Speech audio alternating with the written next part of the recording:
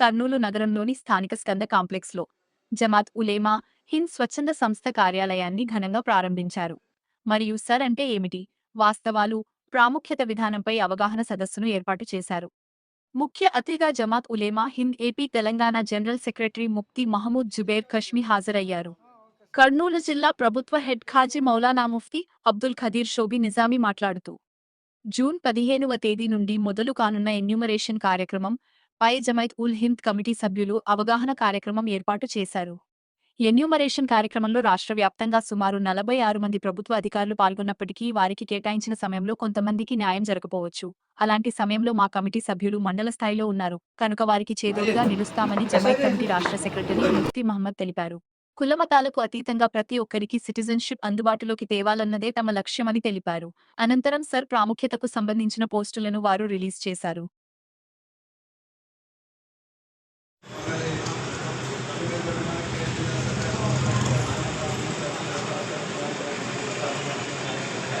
Good evening to everybody. ఈరోజు ప్రత్యేకంగా భారతదేశంలో అందరికన్నా సంస్థల్లో ఆర్గనైజేషన్లో India's largest and leading organization, భారత స్వాతంత్ర ఉద్యమంలో కూడా పాల్గొన్న ఆర్గనైజేషన్ జమియత్ ఉలమా హింద్. దానికి మా జాతీయ అధ్యక్షుడు హజరత్ మౌలానా సయ్యద్ అర్షద్ మదనీ గారు.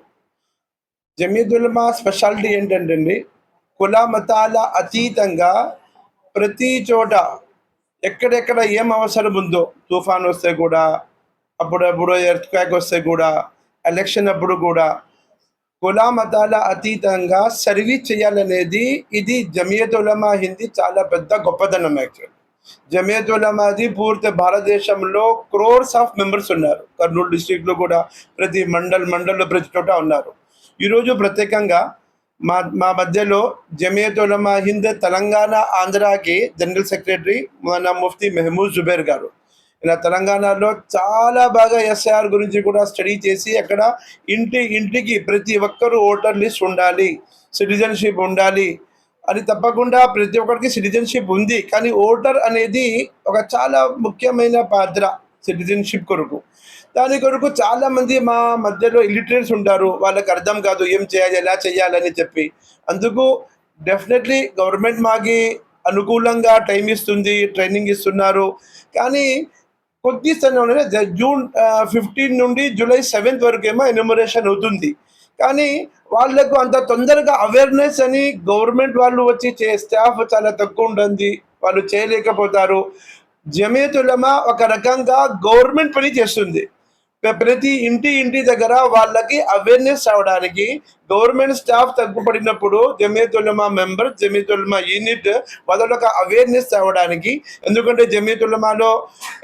ఒక పెద్ద మెసేజ్ ఇవ్వడానికి మాకి ఇక్కడ అందరూ స్కాలర్స్ ఉన్నారు. స్కాలర్స్ ఏంటి, ముస్లింలకు ప్రత్యేకంగా మసీద్లలో జుమ్మా బయాన్ ఉపన్యాసం అనేది అందరూ మసీద్లో చేస్తారు, చాలా ఈజీగా వాళ్ళకి మెసేజ్ పోతుంది. కానీ మా మెసేజ్ ఓన్లీ ముస్లిమ్స్ కొరకు కాదు. మా జనరల్ సెక్రటరీ గారు చెప్పింది అదే, మేము ముస్లిమ్స్ మైనారిటీస్ అనే కాదు, కుల మతాల అతీతంగా అందరిలో అవేర్నెస్ అవడానికి మా కృషి చేస్తున్నాము. జమియత్ ఉలమా యూనిట్లో మా ఇక్కడ స్కాలర్స్ కూడా ఉన్నారు. మా senior advocate Chand advocate Akram sir గారు అందరూ వచ్చి ఉన్నారు. అడ్వకేట్స్ కూడా ఉన్నారు, ఇంజనీర్స్ ఉన్నారు, ప్రతి రకంగా డాక్టర్స్ కూడా ఉన్నారు. ప్రతి రకంగా వాళ్ళకి సర్వీస్ చేయడానికి ఉన్నారు. ఈరోజు ఎస్ఐఆర్ఎస్ అవేర్నెస్ ప్రోగ్రామ్ పెట్టి మేము కొంతమందికి ఒక స్టాఫ్కి మేము కూడా ఇక్కడ పెడుతున్నాము.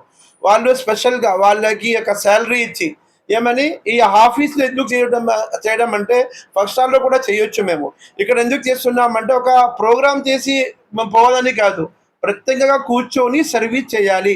ఈ ఆఫీస్లో ప్రత్యేకంగా ఒక 5 మంది స్టాఫ్ ఉంటారు.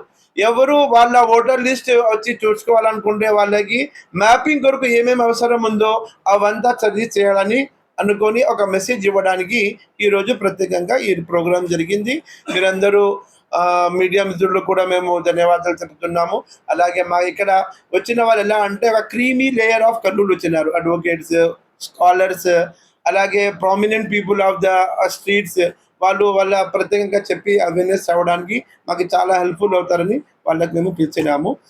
నా పేరు మౌలానా అబ్దుల్ ఖదీర్ షుయేబీ, నేను కర్నూలు జిల్లా జనరల్ సెక్రటరీ జమియత్ ఉలమా హింద్. మా అందరిలో భయాందోళన అనేది లేదు. ఈసారి ఏమని చెప్తున్నారు, అవుతుంది. ఒకప్పుడు కొన్ని సేపు ఓటర్ లిస్ట్ పేరు లేకుంటే కూడా అంత భయాందోళన లేకుండేది. కానీ ఇప్పుడు దానికి సిటిజన్‌షిప్‌కి కనెక్షన్ ఉంది అన్నప్పుడు మేము అవేర్‌నెస్ రావడం తప్పకుండా. చాలామంది ఇక్కడే వాళ్ళ తాత ముత్తాతలు ఉన్నారు. కానీ వాళ్ళ దగ్గర డాక్యుమెంట్స్ ఉండవు.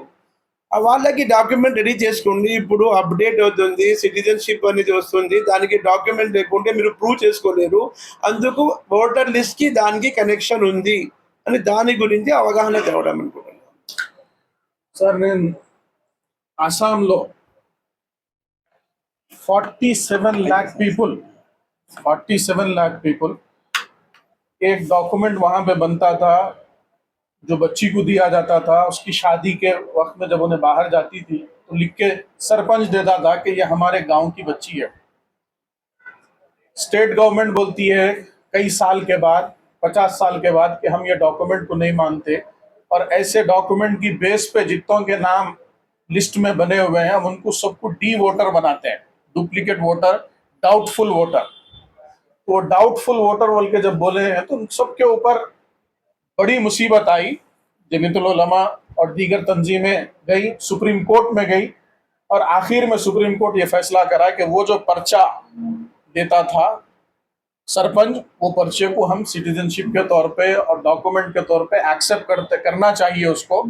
तो फिर उन लोगों के ऊपर अब आप अंदाजा लगाइए 47 लाख लोगों के ऊपर इस किस्म के फैसले करना और उनकी शहरियत के साथ खिलवाड़ करना, ये कहाँ की इंसानियत है? और मुल्क का बाशिंदा कैसा इत्मीनान की जिंदगी गुजार सकता है?